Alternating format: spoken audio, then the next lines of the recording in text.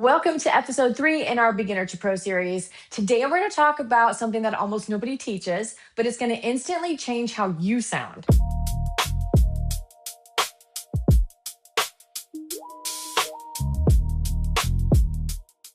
We're going to talk about mic technique. I've been using a microphone for over 30 years, and nobody actually ever taught me how to use it. That was long before the YouTube days. So, congratulations to you for doing your research. It's definitely going to pay off. So, we're going to start from the very beginning today, and we're going to move up to some pro level tips. First things first, if you're using a wireless microphone, you're always going to want to know where the power button is and possibly the mute button. You definitely want to avoid the mute button. Some microphones have a button or they'll have a toggle switch right here in the front where it's super obvious, but some mics like this one are a little bit sneaky. It's way down here. I don't know if you can see that or not, but you're always going to want to check for that on and off switch before you use it. Another great habit to get into after you know where the switch is to check for batteries. Most of the time, your tech team is going to check the batteries before they put the mic out, or maybe after sound check. They'll change it before the service. But if you hear something that sounds a little distorted or maybe just kind of off, it's always a good idea to check the battery level. Sometimes when they're low, it just kind of sounds a little bit funky. So for yourself, learn to turn on your microphone and check for the batteries. But whatever you do not tap the mic or blow into the capsule. Sound guys don't like that at all. And if you have people on your team who have in-ear monitors in, it's basically the equivalent of clapping your hands in front of somebody's ears. It's going to also send a pop through the speakers. You might think that it's just a tiny tap on the mic, but it could actually sound like an explosion in the room or in people's in-ear monitors. Tapping or blowing on it can also cause damage to the system. So it's not just annoying, it can actually be pretty expensive. So as a pro, just talk normally, ask your sound team for whatever it is that you need. Now, let's move on to some actual technique. Your mic is not just making your voice louder, it's actually shaping your sound. If you think of this like a camera lens, if it's too far away, the sound's going to disappear.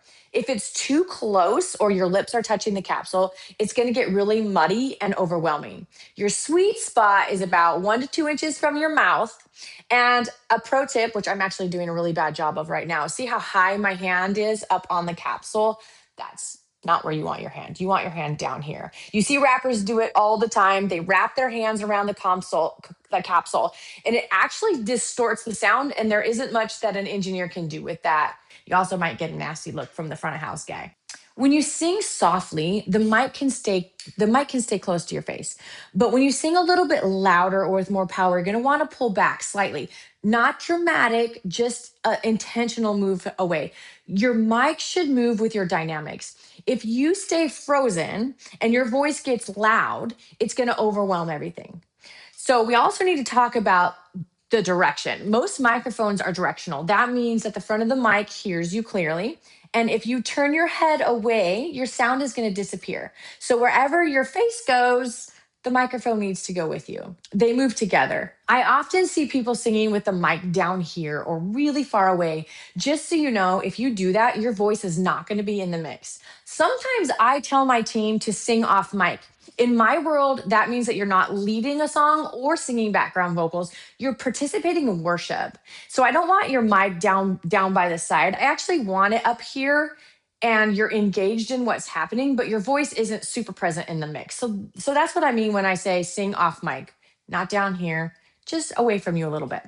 So now let's talk about something that's going to take the pressure off of you in a great way. A really good sound engineer.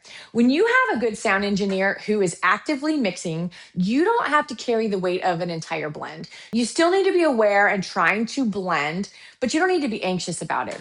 If I'm singing lead, I'm going to be bold and confident. I'm not going to hold back, wondering if I'm too loud or not. I trust my sound team to shape that sound. If I'm singing background vocals, I'm still bold, I'm still confident, but I'm also a little more gentle and controlled when I need to be. I listen to whoever's singing lead and I'm matching what they're doing.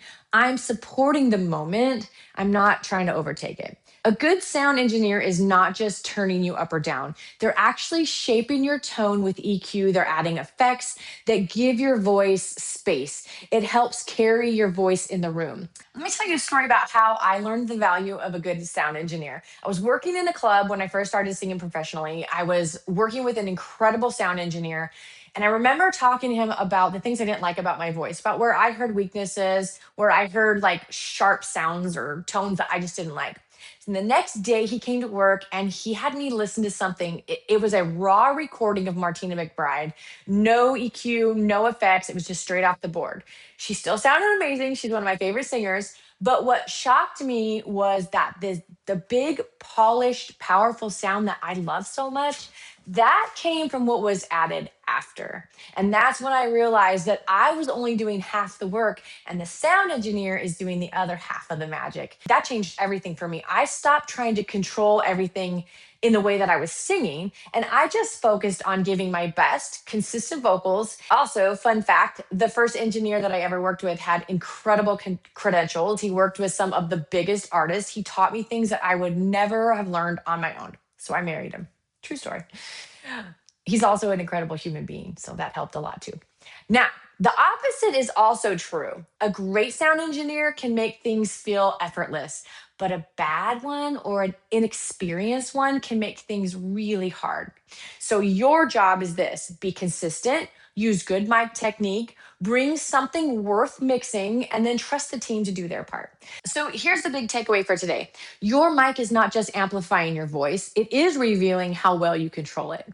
And great singers don't just sound good on their own, they know how to work with the mic, the room, the team. So here's a thought project for you this week. Pay attention to your mic distance during rehearsal. When are you too close or when are you drifting too far away? Are you adjusting your mic when your volume changes or you get really powerful?